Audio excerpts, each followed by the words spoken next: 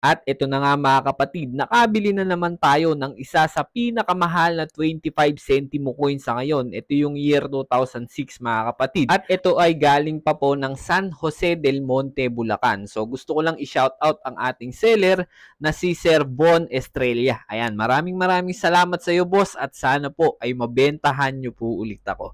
So ayan, ang daming hindi makapaniwala no mga kapatid sa mga ganitong uri ng barya na binibili natin. Ngunit ayan, nakakachamba pa rin talaga ang ilan sa ating mga viewers. Kaya i-double check nyo mga kapatid o i-triple check nyo mga kapatid ang inyong mga 25 centimo coin at baka kayo na ang susunod nating mabilhan. Ayan, dyan sa inyong lugar. So ayan mga kapatid, dito niya ibinalot sa kapirasong t-shirt at ayan, hinahanap pa po natin. Medyo nakadikit po kasi ito sa etiketa. Inilagay niya po ito sa etiketa mga kapatid para hindi po mahulog ang coin. So ganyan po magpa-ship dito sa atin no. Pero dapat tugma po yung mga inaalok nyo. Kadalasan kasi ang inaalok sa atin mga kapatid ay hindi po tumutugma sa ating hinahanap. So hindi naman po natin bibilhin yan kapag hindi po tugma. So ayan mga kapatid, ipapakita ko po sa inyo kung gaano kalinaw at kung gaano ka-legit itong ating mga binibining mga barya. So, bahagya lamang pong isusum ang camera. So, ayan, kitang-kita nyo naman mga kapatid. Year 2006 na 25 centimo coin. Napakaraming nagme-message sa atin, sasabihin nila, meron po ako niyan, sir, meron po ako niyan, boss. So, wala naman pong maipakitang litrato.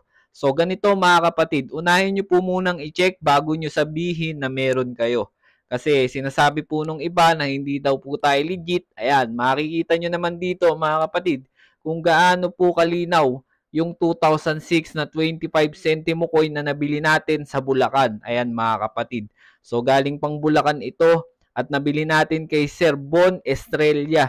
Ayan mga kapatid. So i-double check nyo, i-triple check nyo mabuti. Para kapag nag-send na kayo ng picture sa akin, ay tugma na po. So, hindi lang naman po ito yung ating binibili, pati na rin po yung 2009 na 10 piso.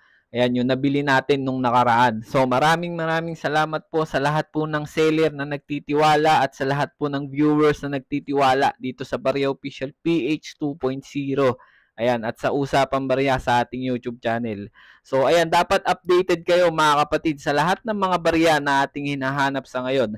Dahil marami pa po tayong hahanapin, mga silver coins, gold coins, hard to find coins, at hindi pa po natin sure no kung may mga susunod pang mga hard to find coins na darating. Kaya ayan, antabayanan nyo mga kapatid ang ating mga updates patungkol sa mga barya na patuloy nating binibili. So mag-direct message na lang po kayo kung meron po kayong makikitang year 2006 na 25 centimo coin. Marami pong salamat.